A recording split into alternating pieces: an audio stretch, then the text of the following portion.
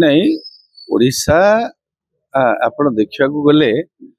अर्थनैतिक दृष्टि आमे ओडिशा जेतिकी राजस्व दौची आपण देखिए ओडिशा एक खनिज समृद्ध राज्य। हाँ तेणु ये खनिज रु ओडिशा जेतिकी राजस्व दौची केंद्र सरकार को बा से तुलन आमे जेतिकी पाइबा कथा कोठी ना कोठी आमको टिके लागुची जे अवश्य जे केवल ओडिशा रु जहाँ बाहरुची सेटा ओडिशा एंजॉय करिवो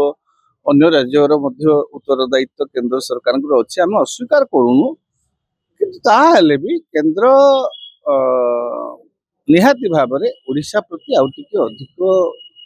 ये देले गुरुत्व देइथिले भल होता आम ओडिशा बजेट रे अधिक रु अधिक टिके आशा करू। आमे भी गत थर भी 20 जन सांसद आमे देइछु ओडिशा भारतीय जनता पार्टी सरकार केंद्र रे जदि अच्छी